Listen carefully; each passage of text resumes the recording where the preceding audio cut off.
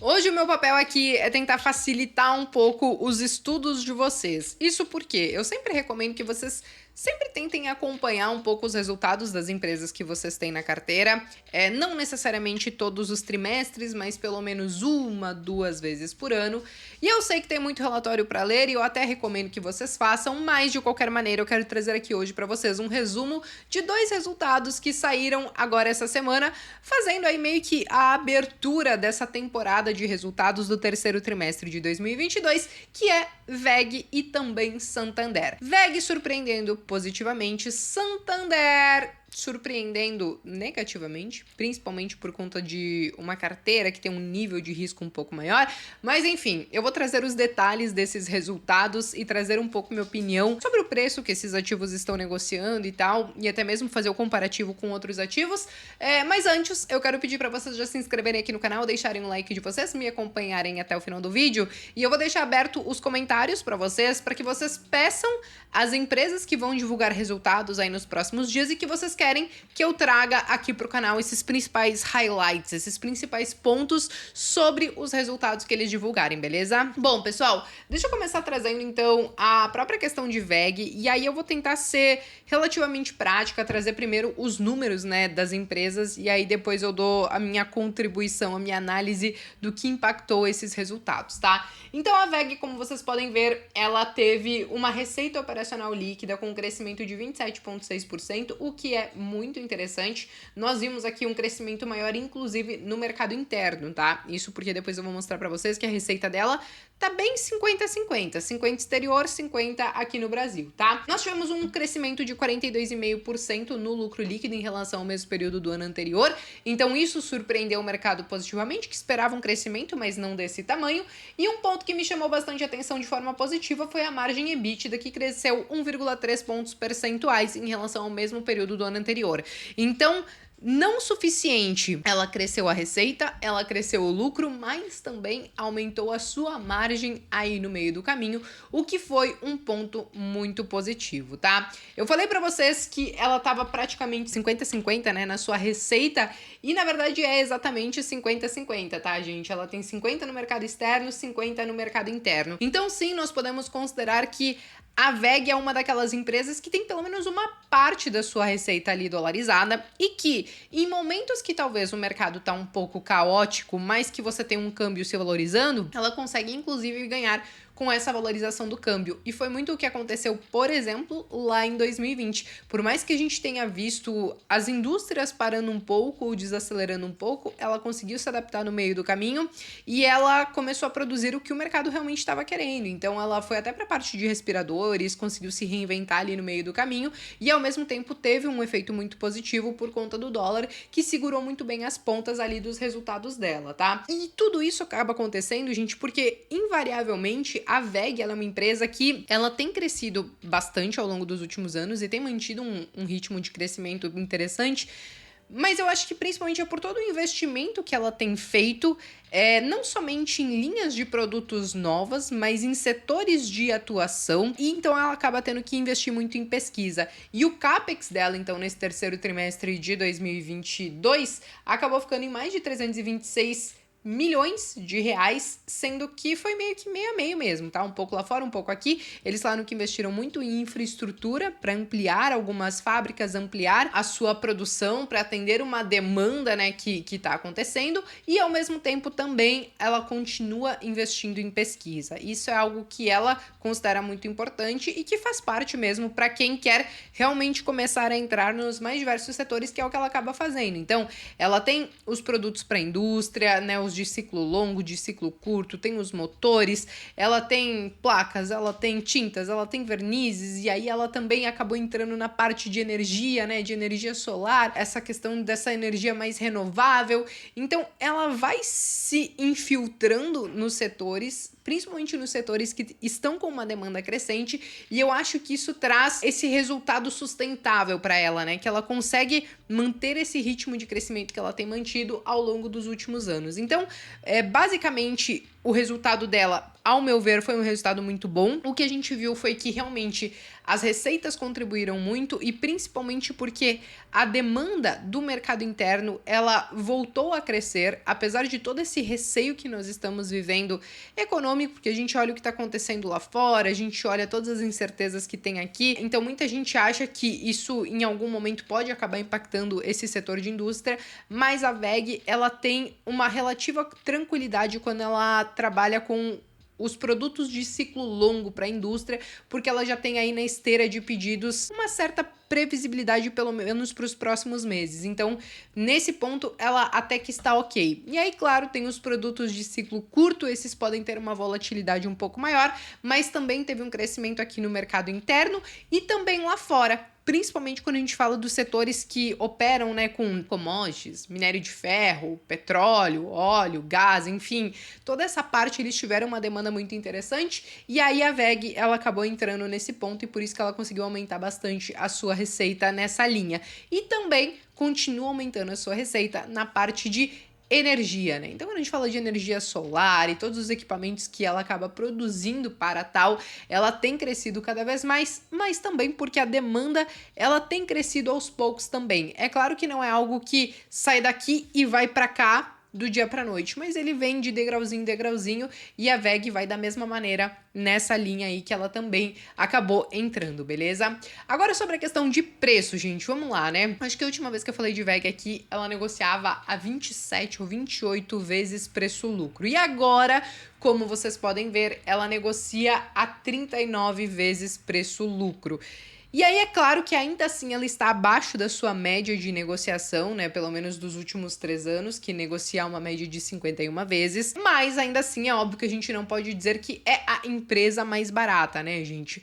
Só o ponto que eu pondero aqui nesse momento é que, como vocês estão vendo nessa imagem aqui, tem várias recomendações para a WEG, de compra forte, alguns para manter, tem uma recomendação só para vender. E aqui o preço teto máximo que eles acham que pode chegar, o preço-alvo é de R$52, a média é de R$40. Mas quando a gente faz uma análise sobre essas análises, a gente entende que a maioria realmente é questão de curto prazo, pensando em 6 meses, pensando em 1 ano.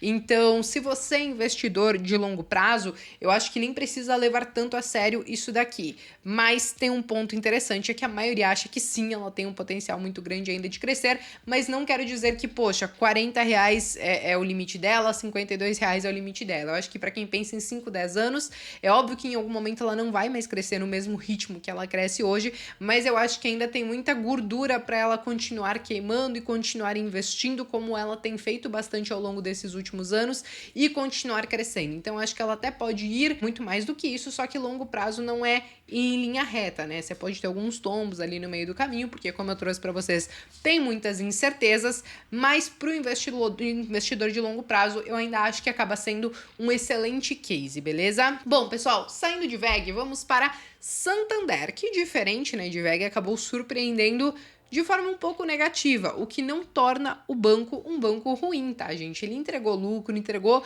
resultados ok, só que eu acho que tem algo que tá pesando no Santander, e não é desse trimestre, nos outros a gente já conseguiu notar isso, que é o impacto da carteira de crédito dele. Porque dentre os 4 principais bancos, a carteira de crédito do Santander é considerada uma das mais arriscadas. Depois eu vou mostrar para vocês como que ela tá hoje, mas consequentemente, quando você tem uma carteira de crédito um pouco mais arriscada, então você corre um risco maior de ter uma inadimplência maior, de você ter despesas, né, com créditos de liquidação duvidosa maiores, e isso a gente vê inclusive nesse resultado. Mas antes da gente partir para essa parte, deixa eu trazer os principais números, principalmente falando de lucro, né? Então aqui, como vocês podem ver, o lucro líquido do Santander foi de 3,1 bilhões de reais. E isso foi uma queda, tá, gente? De 23,5% quando a gente fala trimestre a trimestre e de mais de 10% quando a gente fala ano a ano, tá? Esse é basicamente o principal dado que a gente acaba olhando, mas é claro que é importante a gente entender que, inclusive, aqui, quando a gente olha o retorno né, do Santander, ele também teve uma queda considerável, saiu de 19% para 15,6%, né?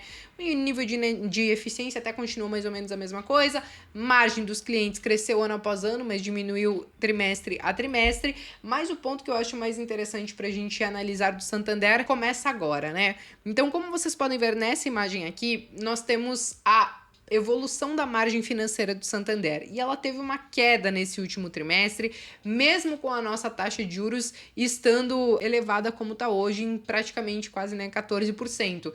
E aí o que acontece? Mesmo que tenha caído um pouco, ainda assim é um spread relativamente ok. E esse spread, só para talvez você que não entenda, é o quanto, por exemplo, ela te paga para você investir com ela, e o quanto ela pega o seu dinheiro e empresta, por exemplo, pra galera lá, sei lá, fazendo um consignado, um crédito pessoal, um financiamento imobiliário de automóvel, alguma coisa nesse sentido.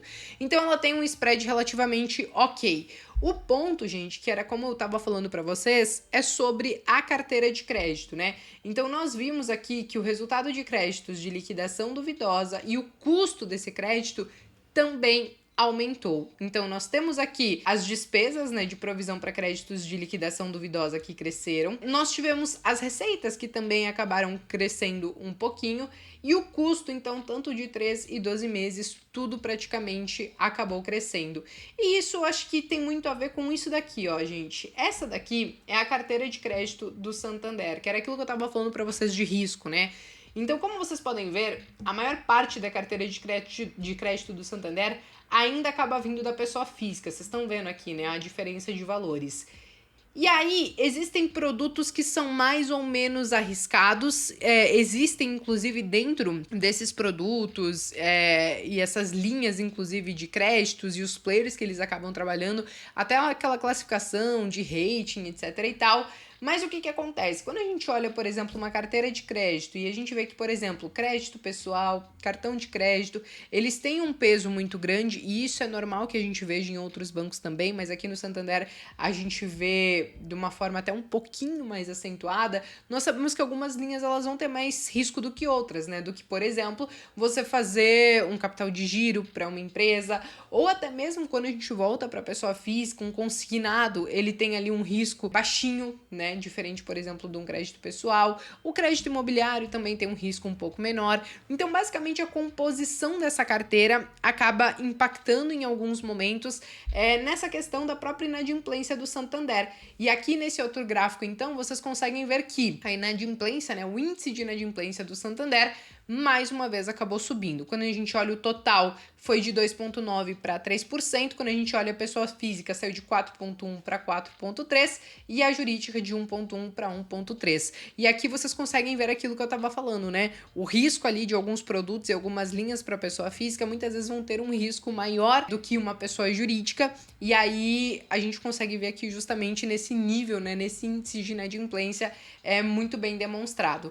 E eu acho que isso é o que acaba impactando principalmente a questão do Santander, tá? Que são esses créditos de liquidação duvidosa, as despesas que você tem em cima disso e a própria questão da inadimplência. Agora, o que seria talvez pontos positivos do Santander nesse atual momento? Nesse atual momento, inclusive, ele está apanhando do mercado por conta do resultado, né? Mas ele negocia abaixo do seu valor patrimonial, ele negocia abaixo da sua média de preço-lucro, como vocês podem ver, negocia a 7 vezes aproximadamente e a média de 8 vezes.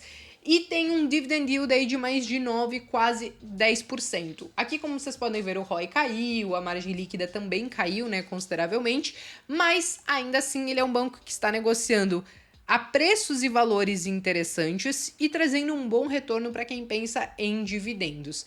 Como vocês sabem, eu gosto de outros bancos que eu tenho, eu não tenho Santander, eu tenho outros bancos na carteira, né? Tenho, por exemplo, Itaú através de Itaúsa, tenho o Banco do Brasil, tenho o Banco ABC, que é um banco bem diferente, né, desses bancões que a gente conhece, mas ainda assim, como eu trouxe para vocês, ele não deixa de ser um bom banco por conta desse resultado. Ele só entregou um resultado um pouco abaixo do que o mercado esperava, mas no atual momento, com os dividendos que tem, com o desconto que ele apresenta, ainda assim, eu considero que pode sim ser um ativo bem interessante, beleza?